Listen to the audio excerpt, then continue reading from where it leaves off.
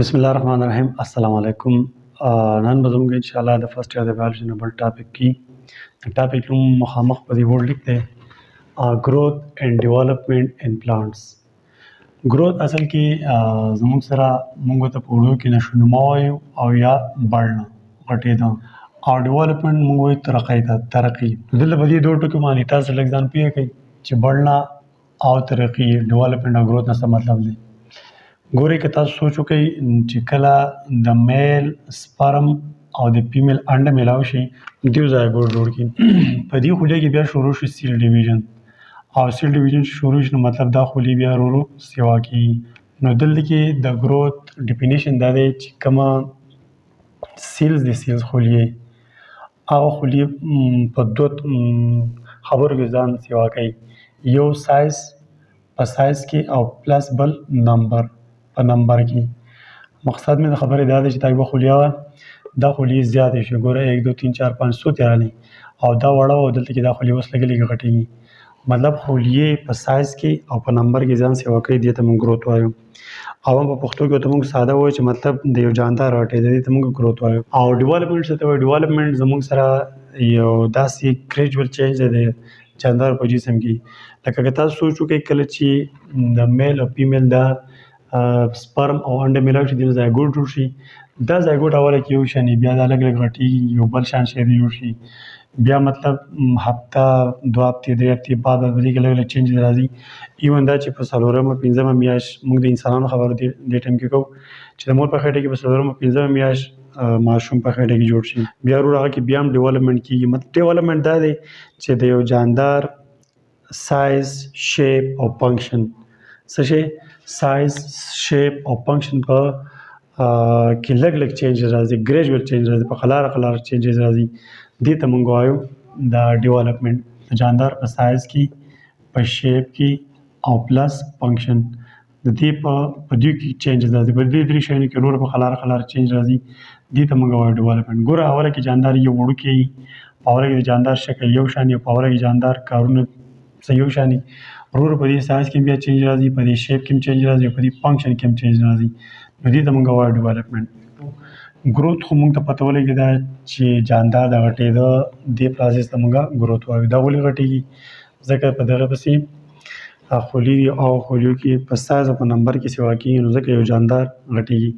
اوس خولې په سایز او په نمبر کې ولې سیوا کېږي؟ په نمبر کې د سیل ډیویژن په مدد سره سیوا کېږي. سیل ډیویژن کېږي د یوې نه دوه د دوو نه څلورو د څلورو نه اته داسې ورو سیوا کېږي. او په سایز کې چې غټېږي نو هغه مطلب ځان ته اوبه خوراک مراک یو شی بل شی راکوي نو خولې د وړې نه ورو غټېږي. اوس به دا خبره کوو چې ګروت زموږ سره په جاندارو دوه قسمه باندې دی بلکې موږ دلته د بوټو خبره کوو. د بوټو خبره کوو چې په بوټو کې زموږ سره ګروت په دوه قسمه دی. یو ته موږ وایو پرایمري ګروت او بل زموږ سره دی سیکنډري ګروت. په دې اوس خبره موږ دلته صرف د بوټو شروع کوم. نو پرایمري ګروت موږ دې ته وایو چې کله یو بوټی په سایز کې په پورته غټېږي مطلب اوږدېږي بوټی اوږدېږي. لکه سپوز دې خو ګورئ دا زموږ څه بوټی دی. دا بوټی په اوله کې داسې ورکوټی دی کلیر دا ځمکه ده. بیا میاشت یا 2 میاشتې بعد دا بوټی داسې لږ اوږد شو داسې غټ شو او بیا 2 3 میاشتې بعد بیا ښه دا بوټی داسې اوږد شو کلیر. دا داسې ګوره دلته کې تکنس یې ما نه دی سیوا کړی مطلب سایز اوږدېده. نو د بوټي اوږدېدو ته موږ وایو پرایمري ګروت. ټیک ده. بیا پسې سیکنډري ګروت. سیکنډري ګروت موږ دې ته وایو لکه فرض کړه دا بوټی اوله زموږ سره فرض کړه دومره پیړلی دا بوټی دی خو دومره پیړلی او سیکنډري ګروت مطلب د بوټي تنه پیړی دی داسې. ګوره پرایمري ګروت ته وایي چې بوټی داسې په سایز کې غټېږي او سیکنډري ګروت ته وایي چې بوټی داسې پلنېږي پیړېږي دس از کالډ سیکنډري ګروت. نو دا بوټی مطلب اوس دې حالت کې یو 2 یا 3 میاشتې بعد دا بوټی بیا لږ داسې پیړ شوی شان داسې زما پوهې لپاره سي. اوس د دې ګروت اینډ ډیولپمنټ یا ګروت خبره به دا کوو چې دا ګروت زموږ څه کېږي نو مطلب دا په یو څو پیزه کېږي. د هغې لپاره 4 پیزز دي. پیزز آف ګروت.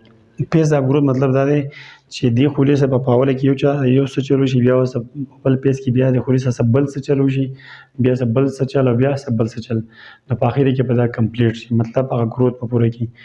نو دې ته اوس وګورئ لکه پیز آف ګروت زموږ سره دا 4 قسمه دي. یو دی سیل ډیویژن او بل دی سیل elongation او بل دی سیل میچوریشن او 4 نمبر دی سیل ډیفرنشیشن. په دې یو باندې لږ ځان پیږي.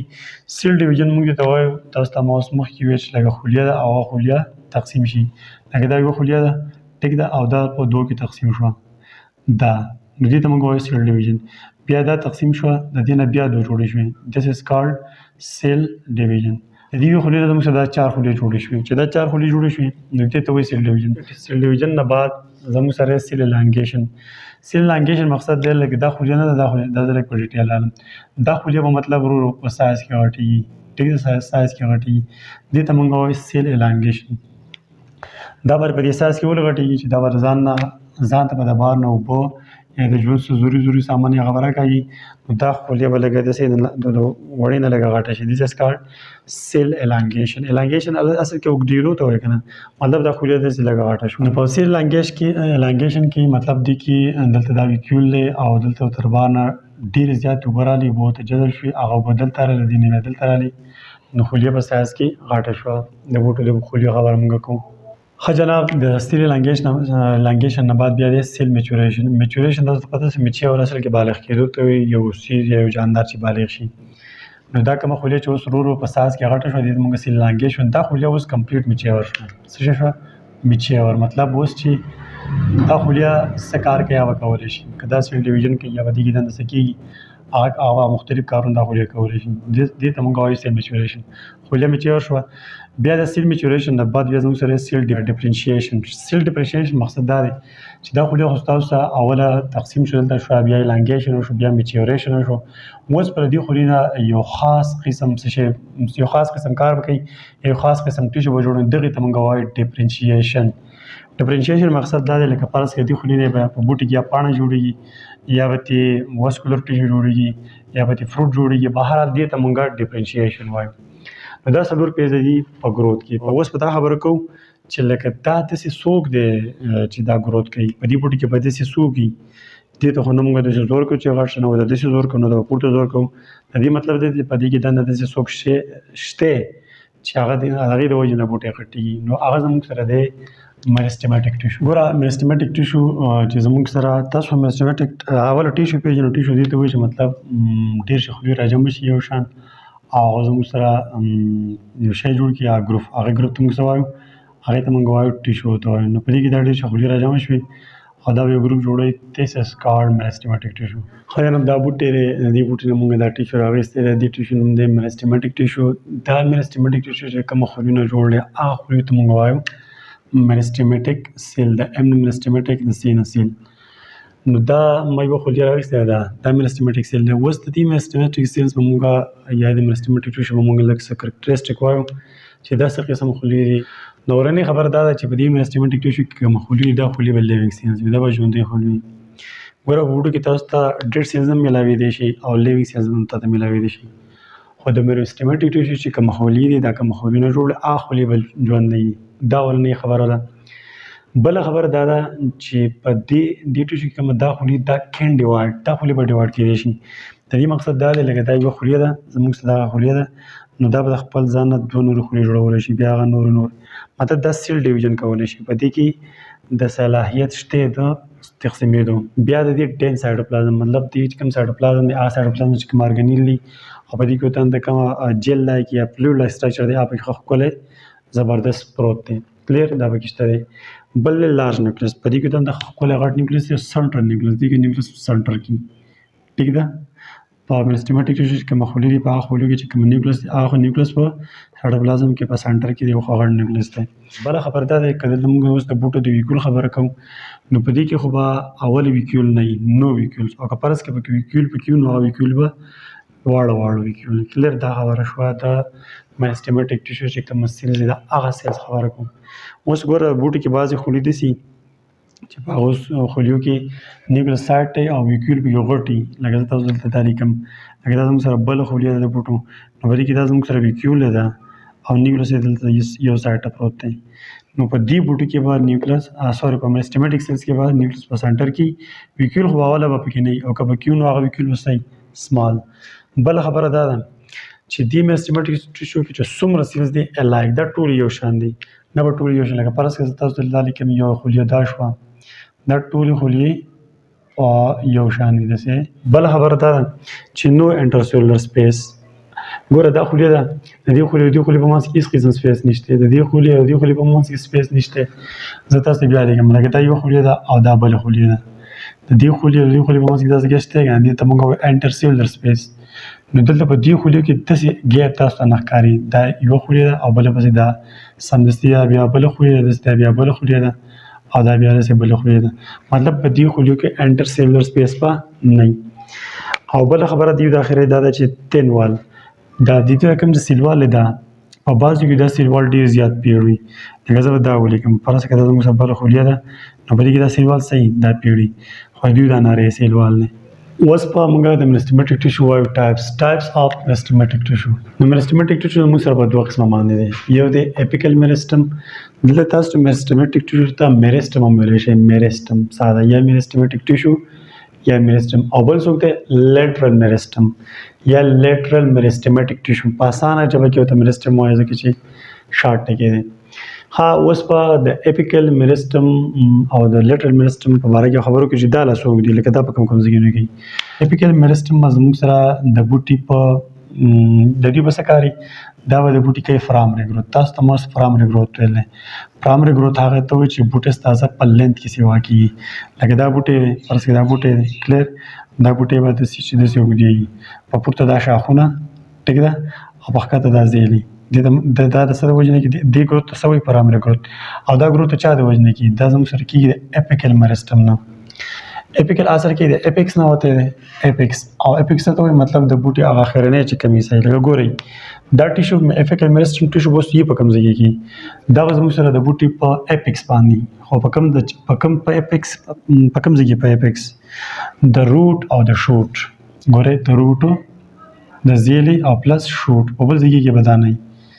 شاخ لکه دا زموږ سره د تنه د تنخ د اخرې شاخ دی، نو ستاسو به اپیکل میرستم به تاسو په دې اپیکس میلاوي او دلته کې دا زیله دلته به میلاوي. لکه فرض کړه د دې نه اوس دا زیله داسې راوتې ده، دا دې راغله، نو دلته کې به ستاسو دلته اپیکل میرستم ستاسو دلته میلاوي. یا دلته کې زموږ سره دا بل دا شاخ داسې تللی شاخ، دلته کې اپیکل میرستم به ستاسو دلته جوړېږي. نو ګورئ دلته چې د کومه دا ټیشو دی، دا ټیشو کې تاسو ته ما اوس مخکې ویل چې په دې ټیشو کې چې کومه خولۍ دي هغه خولۍ کې د سیل ډیویژن صلاحیت شته که نه، نو هغه به ورو ورو تقسیمېږي، هغه خولۍ به ورو ورو تقسیمېږي او دا لرګی یا دا تنه به پورته سي روان یا زیره به داسې په ښکته روانوي. دا د څه د وجې نه، دا د اپیکل ټیشو نه، د اپیکل میرستم ټیشو د وجې نه. اپیکل میرستم ټیشو موږ ته د بوټي په کومه علاقه میلاویږي، په اپیکس باندې. دا خبره اوسه ځان سره یاد ساتئ. په دې اخوا د دې نه زموږ سره څوک کېږي، دې نه پرایمري ګروت کېږي. پرایمري ګروت تاسو ته مې ویل چې بوټی چې کله په لینت کې سیوا کېږي، په پیړوالي کې نه بلکې په لینت کې چې اوږدېږي، نو دا کېږي د اپیکل میرستم نه. اپیکل میرستم زموږ سره بیا په درې قسمه باندې دی، یو دی پروټوډرم، یو دی ګراوند میرستم او یو دی پروکیمبیم. دا بس زموږ سره روټ دی.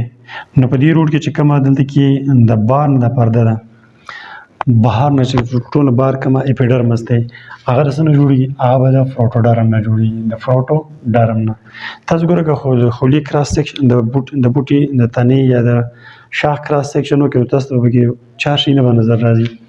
اولې ته موږ اپیډرمس وایو، بیا دویمې علاقې ته موږ څه وایو کارټیکس، درېیمې ته انډوډرمس او بیا پت او پیریسایکل او زایلم فلویم. نو ستاسو ته په روټ او په شوټ کې چې کومه بیروني فرده ده په اپیکس باندې په سرونو باندې، هغه بیروني فرده ته موږ اپیډرمس وایو. او دا اپیډرمس د چا نه جوړلی، دا به څوک جوړي، دا به پروټوډرم جوړوي. بیا پکې ګراوند میرستم، ګراوند میرستم ستاسو کارټیکس علاقه جوړوي. دا کارټیکس اپیډرمس بیا څوک وي، کارټیکس یې که نه، کارټیکس علاقه. نو ستاسو به بیا د ګراوند میرستم نه به جوړېږي کارټیکس. او د کارټیکس سره سره به دلته کې پت نوم بل یو سټرکچر دی چې پت په هم ستاسو سره چا نه جوړېږي، په شوټ او روټ خبره کوم، په اپیکس باندې. ګوره دا اپیډرمس دی، دا د پروټوډرم نه جوړی، دا کارټیکس دی، دا د ګراوند میرستم نه جوړلی، او دا پت دی، دا پت هم د ګراوند میرستم نه جوړېږي. په دې پسې بیا 3 نمبر دی پروکیمبیم. نو د دې نه پسې جوړېږي، د دې نه پسې تاسو جوړېږي واسکولر ټیشو. څه شی؟ واسکولر ټیشو. او واسکولر ټیشو څوک دي؟ واسکولر ټیشو موږ سره زایلم فلویم دي که نه، زایلم او فلویم. نو د دې پروکیمبیم نه به فرامري زایلم جوړېږي، فرامري زایلم، او پرایمري فلویم باندې جوړیږي د چا نه د فروکیمبیم نه. دا خبره خو موږ کلیر شو. اوس پسې 2 نمبر ټیشو موږ وایو میرستمټیک ټیشو لیټرل میرستم. لیټرل میرستم به موږ سره لیټرل اصل کې سایډ ته وایي. اپیکس د ګوره د مارکر دی مارکر دی اخري سره ته موږ سره اپیکس یا د دې ته اپیکس وایو او د دې سایډونو موږ سره وایو د لیټرل وایو. نو لیټرل میرستم دا موږ سره د بوټي د تنې یا د شاخ یا د زیلې په لیټرل سایډ باندې خو دا تنه سره زیره سي پیډي دا وستا سره د دې سور کلر نه زما مطلب دا دی چې دا وسه ما سو میلا کو چې دلته سو پروت دی دلته لیټرل میرستم پروت دی دلته کې لیټرل میرستم د دې ټوشي د وجنه دی هم ژوندې خولي دی پدې کې دغم سیل ډیویژن کې د دې د وجنه ودا بوټي بیا ورو پیډي مطلب د دې نه وایډ څه ته وایي یا تھکنس ته پیډو ته وایي کنه. نو دې کې به بوټي زموږ سره ورو پیډي لکه دا بوټي اوله په دې حالت کې نه دا بیا څخه پیډي ورو دا چا د وجنه پیډي دا جوړي د دې لیټرل میرستم نه وجنه. ها لیټرل میرستم باندې خو دا سپوري چې لیټرل میرستم نه د بوټي تھکنس جوړي. دا بیا په دوه قسمه ټیشو دي یو د کاکیمبیم او بل د واسکولر کیمبیم. نو د کاکیمبیم نو تاسو کوم چې بارک د بارک د پوستکي دغه به جوړي لکه دا پوستکي به سوی جوړي دا به جوړي کاکیمبیم. او واسکولر ټیشو مطلب واسکولر ټیشو تاسو زایلم فلویم ته وایي کنه. نو په دې کې به بیا سیکنډري زایلم او پلس فلویم د چا نه جوړیږي هغه د واسکولر کیمبیم نه جوړیږي. ګوره دلته کې ما تاسو ته پرایمري زایلم فلویم ویل او سیکنډري زایلم فلویم ویل. پرایمري زایلم فلویم هغه ته چې هغه د پیکن میرستم د وجنه جوړیږي په بوټو کې او سیکنډري زایلم فلویم هغه ته چې هغه زموږ سره د لیټرل میرستم د وجنه جوړیږي په بوټو کې. دا فرق پکې یاد ساتئ. نو دا خبرې ټوټل شوې زموږ سره د پلانټ گروث او د پلانټ د ډیولپمنټ په اړه کې. امید کوم تاسو په دې ټاپک پوه شئ. ان شاء الله په بل لیکچر کې به بیا ملاقات کوو. تھینک یو. الله حافظ.